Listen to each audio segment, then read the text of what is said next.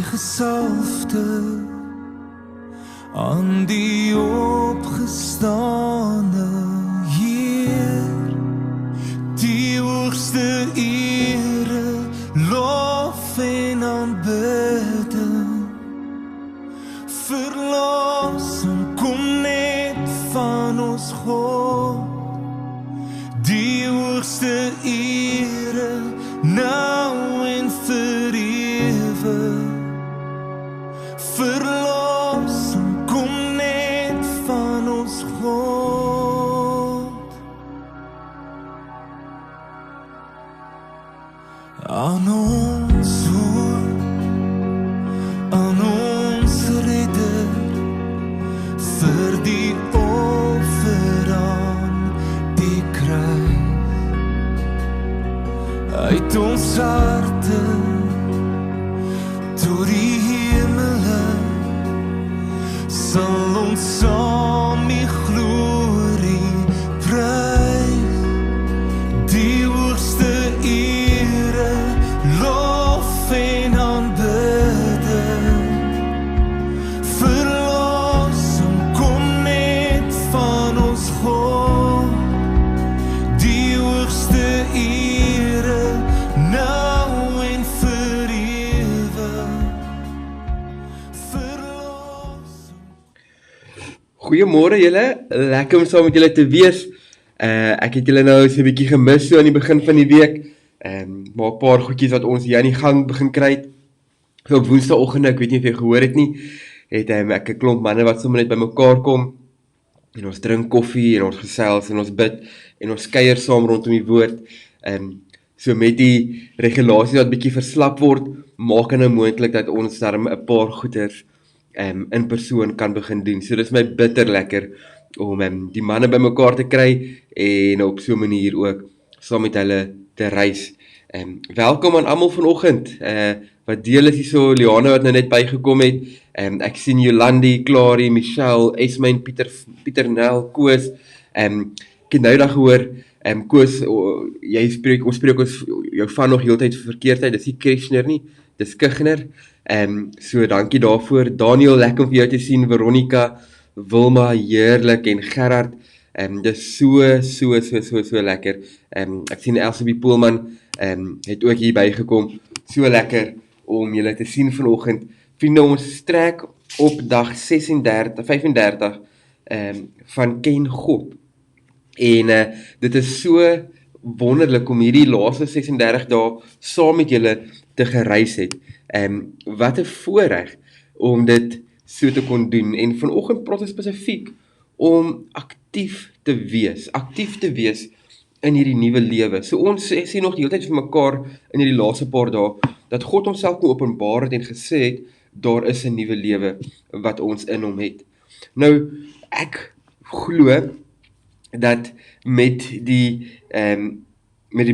nuwe kerk en die nuwe kerk wat geplant is na Jesus se kruisiging en die hele eerste generasie kerk, as mens dit so kan sê, het daar half geval gekom, maar hoe lyk hierdie nuwe lewe? En ek dink daar's 'n klomp vrae rondom dit gewees. Daar was hierdie tension gewees, hierdie spanning gewees tussen wat ons nou weet en wat ons gehoor het en hoe werk dit en hoe lyk dit.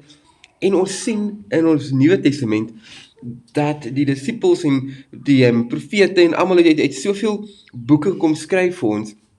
En die verskillende apostels wat kom skryf het oor wat hierdie nuwe lewe is en hoe hierdie nuwe lewe lyk.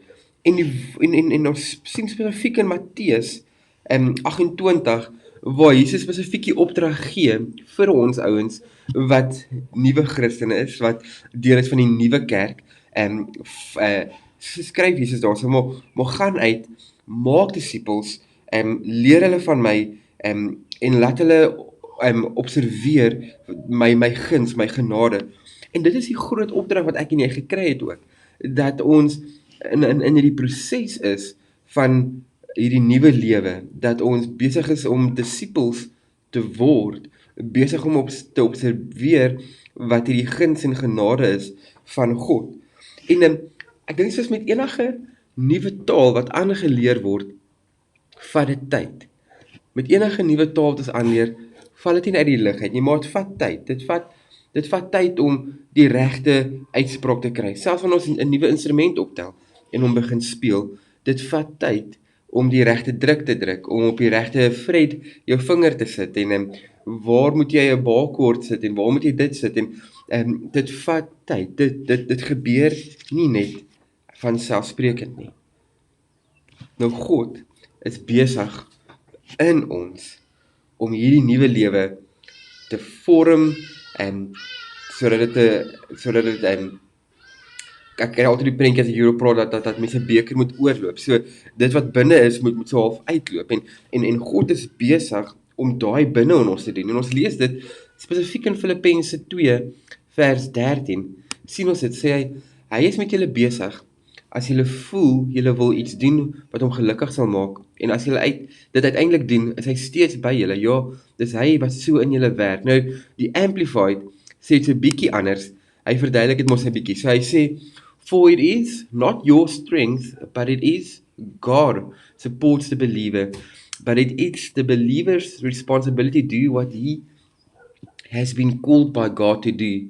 God, who is effectively at work in you, both to will and to work, that is strengthening, energizing, and creating in you the longing and ability to fulfill your purpose for his good pleasure.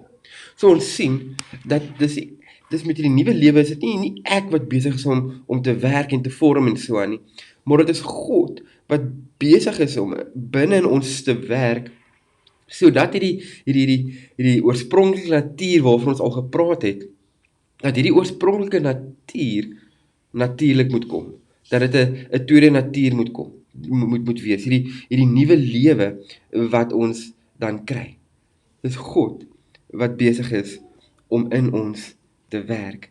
Laat ons amper half kan sê dat ons 'n Christ-like life kan begin lewe. Dis hy wat binne in ons werk. En daarom wanneer ons sê om aktief te wees, beteken dit om hierdie tyd waar ons sê ons wil hierdie nuwe lewe embrace, hierdie nuwe lewe najaag, wil ons tyd vat en in God spandeer. Daarom hierdie hele reeks van ken God, om God se hart te ken, om God se stem te herken, om God se wil te herken, om God se roeping te herken oor my en jou lewe. En dit is waarmee God besig is. En daarom sien ons ook in Galasiërs 5 vers 22 tot 25, sien ons dat ons sien daar's gawes van die Gees wat ons gekry het, wat saam met ons werk, in ons werk en gisterand in ons nuwe huiskerk wat ons begin het, ons jong gesinne huiskerk, het ons spesifiek hieroor gepraat dat daar's 'n verskeidenheid gawes wat ons gekry het om Jesus se kerk te wees. En elkeen van ons het 'n gawe gekry.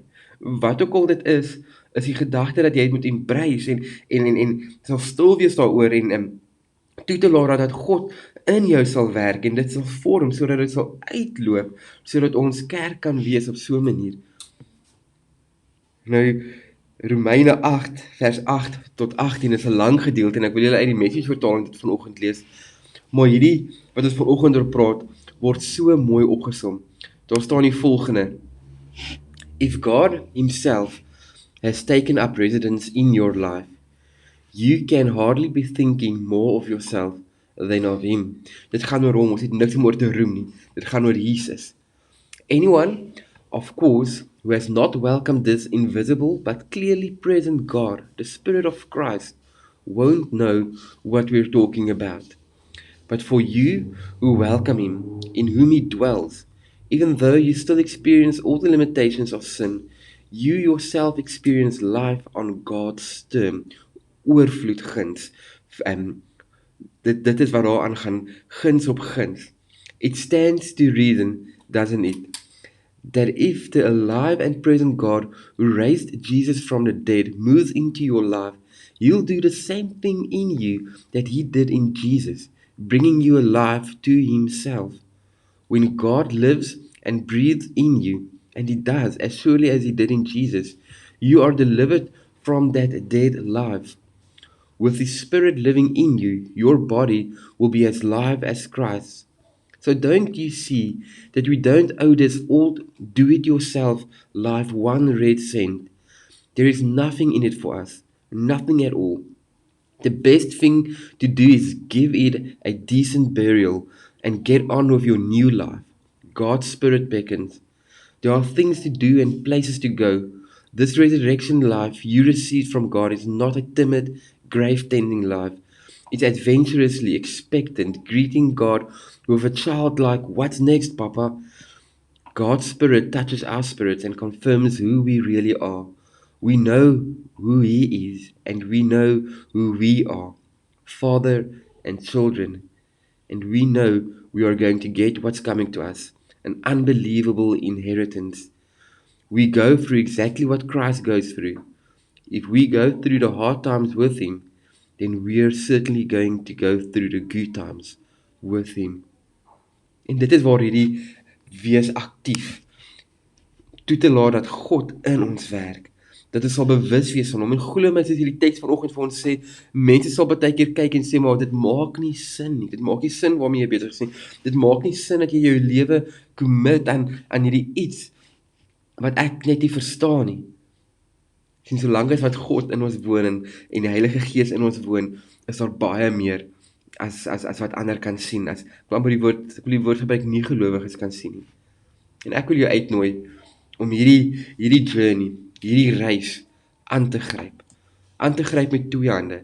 Te sê, Here, kom doen wat U met my wil doen. Hierdie ou lewe van my, ek het niks, dit beteken niks vir my nie. Ek wil hierdie nuwe lewe, ek wil hier alles hê wat hierdie nuwe lewe bring. Alles, moenie terughou nie. En ek wil jou uitdaag om dit jou gebed te maak. Dat God in jou sal werk en aanhou werk, dat hierdie nuwe lewe wat vir my en jou gegee is, dat is dit in volheid sal najag, sal embrace in alles wat ons doen. Mag jy beleef dat jy vrygekoop is en dat God vir jou 'n nuwe lewe kom aankondig het. En al voel dit baie keer nie so nie. Al voel dit baie keer dat jy nog steeds struggle met 'n klomp goed, weet dat God besig is om in jou te werk. Besig is om hierdie nuwe of ek wil sê die nuwe, maar die oorspronklike jy, wie jy is in God, vir die wêreld te wys. Mag jy beleef dat die Heilige Gees jou nie alleen los nie. Erken dat hy in jou is. Erken dat hy besig is met jou. Wat is dit wat jou vanoggend inspireer?